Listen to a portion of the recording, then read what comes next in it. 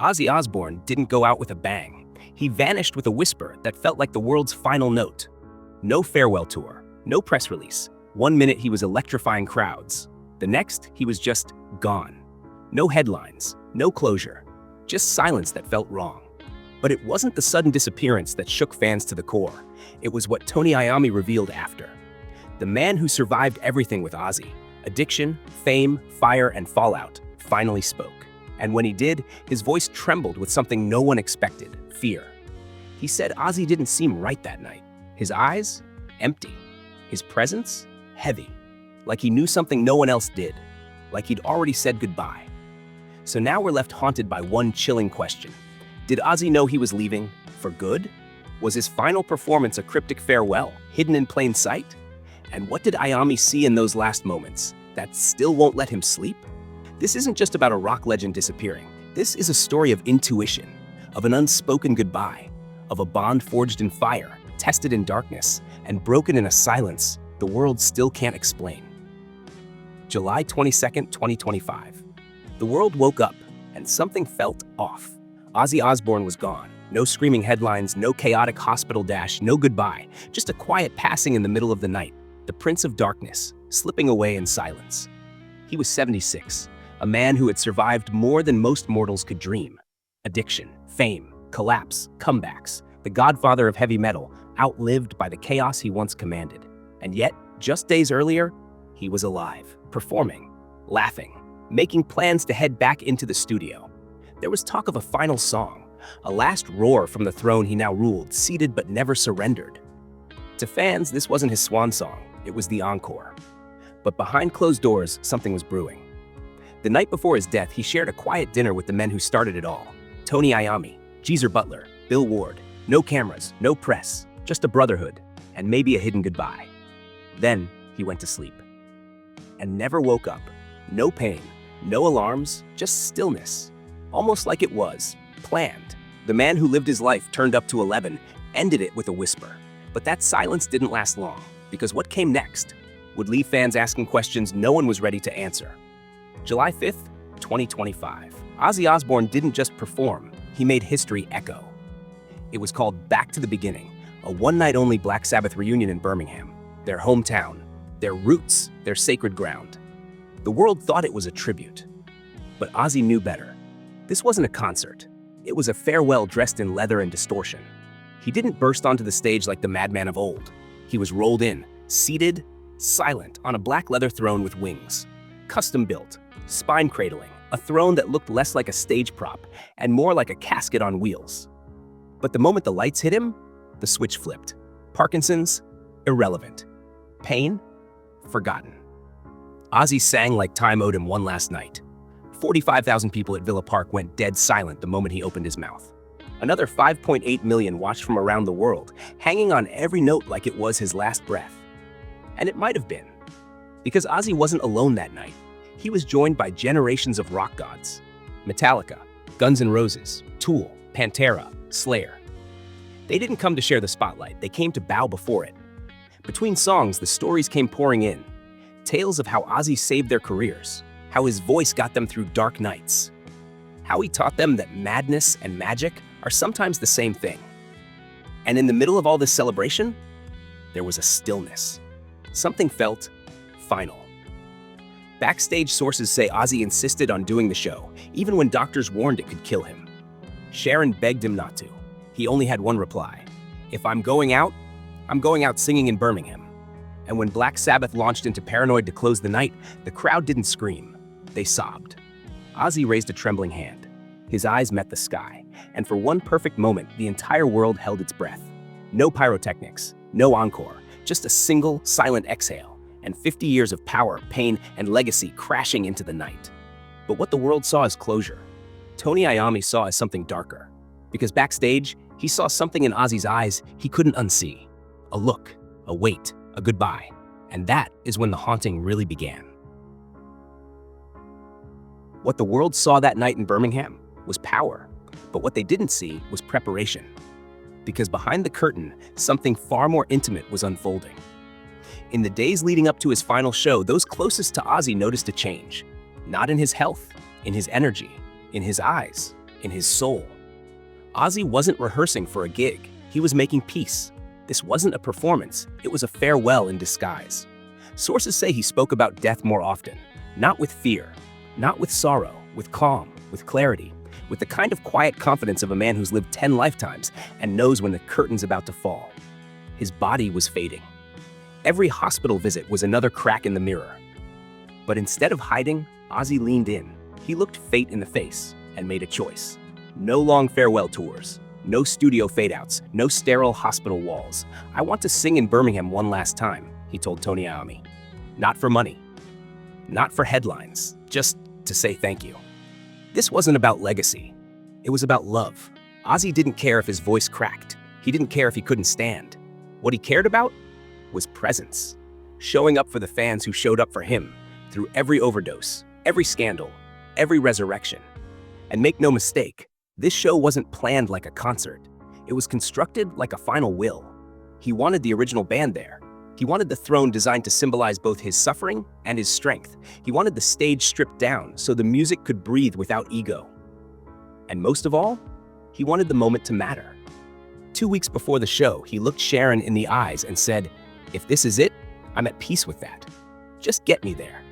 Nobody realized how literal those words were, because just 17 days later, the world lost Ozzy Osbourne forever. And now, looking back, everyone who stood near him says the same thing. He knew. He absolutely knew. But if that night in Birmingham was goodbye, it was the most hauntingly beautiful goodbye rock and roll has ever seen. Up next, the man who stood closest to Ozzy in those final days finally breaks his silence, and what he reveals will change the way you remember that night. For 24 hours after the world found out Ozzy Osbourne had passed, Tony Iommi said nothing. No tweets, no statements, no interviews, just silence. And for fans who knew their story, that silence spoke volumes. But on July 23rd, 2025, the day after Ozzy's death, Tony finally broke. And what he said shook the music world again. Yeah, it was it was a shock for us. I mean, when I heard yesterday, it couldn't sink in. I thought, it can't be. I only had a text off him the day before. It just seemed unreal, you know. In an emotional sit-down with ITV News, Iommi's voice cracked as he described waking up that morning, realizing his lifelong friend was really gone. "I woke up and it hit me like a ton of bricks," he said. "You don't just lose a bandmate, you lose a brother, a piece of yourself." The pain wasn't about records or fame or legacy. It was personal. Decades of shared backstage chaos, early gigs in smoky bars, and late-night studio confessions all suddenly felt like memories frozen in time.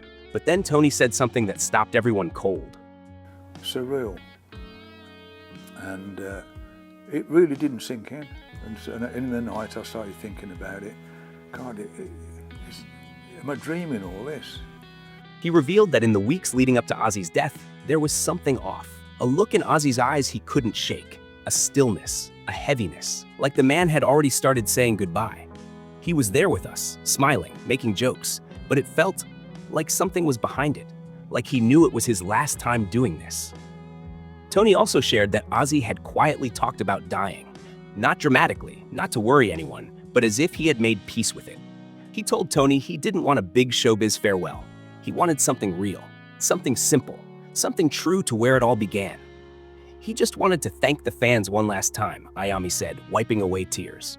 He kept saying, "I want to go out doing what I love, where it all started." The moment that broke Tony the most? Seeing Ozzy backstage after the Villa Park performance, sitting quietly, hands trembling, eyes closed. He wasn't tired. He wasn't in pain. He was content. He didn't say much that night, just looked at me and said, "That was the one, Tone. That's the one I needed."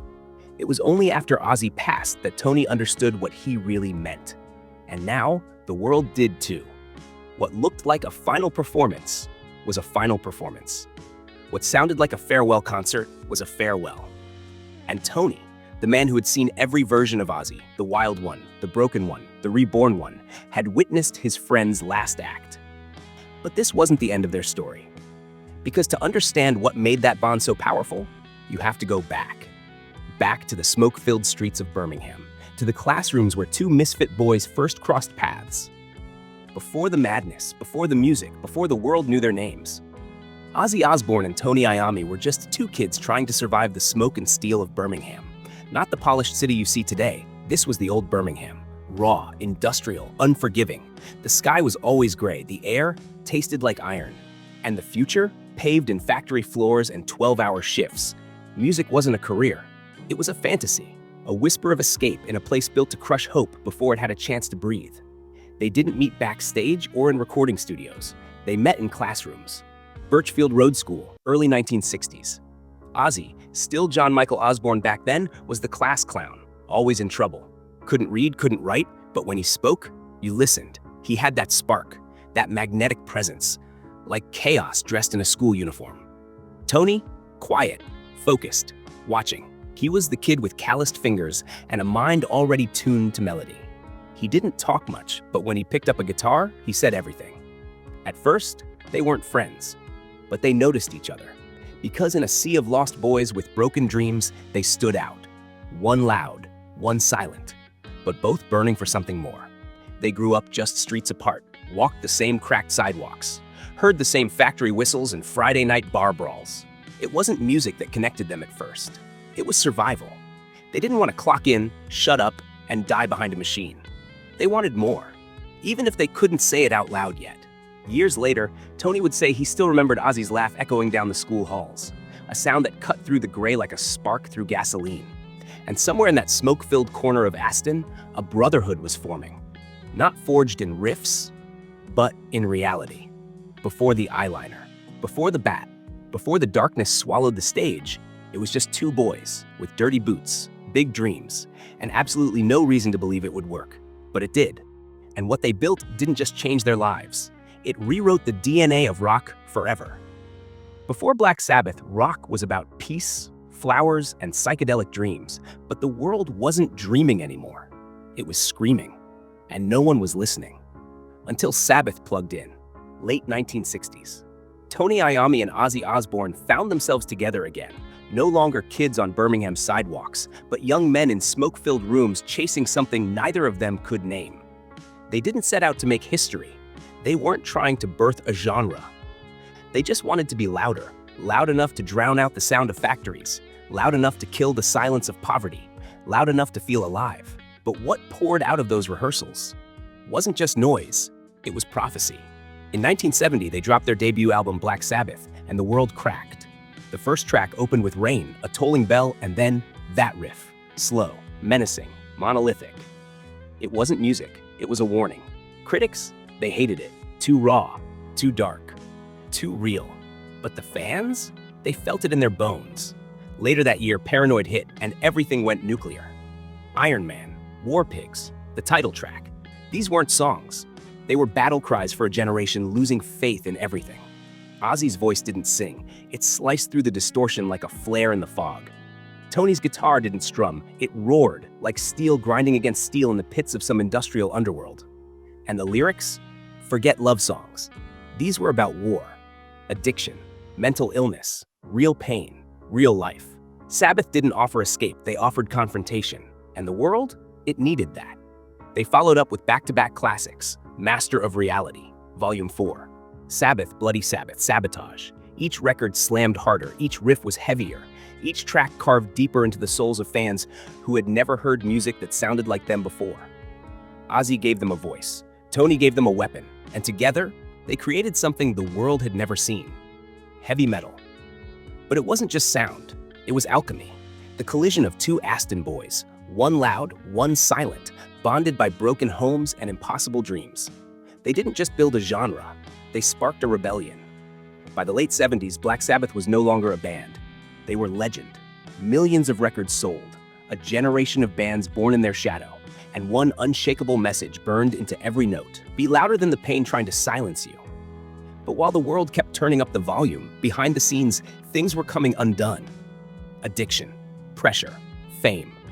And next, the brotherhood that built a genre would face its biggest fracture yet. By 1979, Black Sabbath wasn't just a band anymore. It was a battlefield. The shows were still packed, the amps still thundered, but behind the scenes, everything was unraveling. At the center of it all, Ozzy. Years of endless touring, pressure, and a self-destructive cocktail of alcohol and drugs turned the Prince of Darkness into a shadow of himself. The band was losing control, and worse, they were losing each other. Then came the moment no one wanted, but everyone feared. Ozzy was out.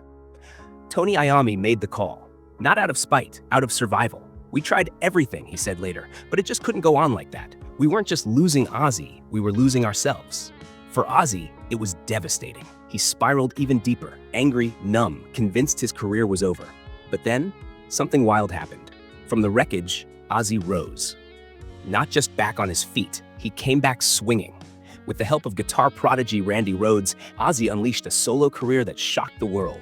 Blizzard of Oz, Diary of a Madman, not just albums, battle cries. He was still unpredictable, still chaotic. But now, that chaos had direction. He bit the head off a bat, dodged death more than once, and through it all, somehow kept creating music that defined a generation. Meanwhile, Tony Iommi kept the Sabbath flame burning. New singers, new sounds, Ronnie James Dio, Ian Gillan, Tony Martin. The music was good. The fans stayed loyal. But one thing was always missing: Ozzy. The wildfire and the ice-cold riff machine. The chemistry no studio could fake. Years passed, grudges faded, and eventually, the ice began to melt. Small steps, festival appearances, a moment here, a song there. And then, in 2013, lightning struck again. Ozzy, Tony, Geezer, back together. Black Sabbath released 13, a crushing return that shot to #1 in multiple countries. Critics raved, fans wept. It wasn't just an album, it was proof. We're still here, still heavy, still us. They toured again, packed arenas, roaring crowds. Even though drummer Bill Ward sat it out, the reunion felt whole, because at its core, Ozzy and Tony were side by side again. Older, wiser, scarred, but still brothers. They had come full circle. But no one knew. That circle was about to close, forever. And for Tony Iommi, what came next would unravel everything he thought he understood about music, memory, and saying goodbye. For the world, Ozzy's death was a tragedy. But for Tony Iommi, it was personal. This wasn't just losing a bandmate or even a best friend. It was losing a mirror, a brother, a living, breathing piece of his past that no stage, no studio, no tribute could ever recreate. In the days that followed Ozzy's passing, tributes came pouring in. Elton John, Metallica, Corey Taylor, legends, fans, kids who first screamed into microphones in garage bands, everyone had something to say. But when Tony spoke, the world stopped to listen. Because Tony's words didn't come from stardom. They came from history. "There's never going to be another Ozzy," he said. Not with flash, not with ego, but with the weight of someone who had seen it all and felt it all. From the soot-stained streets of Aston to sold-out stadiums across the globe, from splitting sandwiches as broke teens to splitting royalty checks from platinum albums, from fights to forgiveness, from silence to something deeper than words. Their story was never clean. It was wild, unpredictable, loud, just like Ozzy. Tony confessed that after their final show together, just weeks before Ozzy passed, he knew Ozzy had given it everything, and somehow that night felt like the end. He gave everything he had. He knew it was his last, and then he just slipped away. No hospital scenes, no final interviews, just a song, a stage, a whisper into eternity. Tony didn't talk about Grammys or record sales. He talked about glances backstage, inside jokes, half-finished punchlines, the kind of bond that doesn't fade when the music stops. You couldn't replace him, his voice, the madness, his soul. Because Ozzy was never just the Prince of Darkness. Not to Tony. To Tony, he was John, the kid from Aston, the loudmouth with big dreams, no filter, and a fire in his chest that no one could put out. And even now, you can still feel him. Every time someone cranks Paranoid, too loud. Every time a kid picks up a guitar and plays their first heavy riff, every time someone feels seen in the chaos of the world, Ozzy lives on. Not just in songs, but in spirit. And Tony, he'll carry that voice, the wild howl of his brother, until his own final note fades. So now we're left with more than just memories. We're left with a legacy that defied gravity, a friendship that outlasted fame, and a final performance that wasn't just a goodbye. It was a love letter. Ozzy Osbourne didn't just sing about madness and shadows. He lived in them. And somehow he turned them into light for millions of fans who saw pieces of themselves in his chaos, his honesty, his fire. Tony Iommi may have lost a brother, but what they built together? It's immortal. Because Ozzy wasn't just a voice. He was a force A raw, unfiltered reminder that even the broken can roar. Even the damaged can become legends. And when Tony said there's never going to be another Ozzy, he wasn't just speaking to the press, he was speaking to us. So now, we want to hear from you. Drop a comment and tell us, what was your first memory of Ozzy? Which song hit you the hardest? What do you think made his legacy truly unforgettable? And if this story moved you, if it reminded you of how powerful music and friendship can be, don't forget to like, share, and subscribe, because this channel isn't just about fame, it's about the people behind the noise. And the noise Ozzy made, it will never die.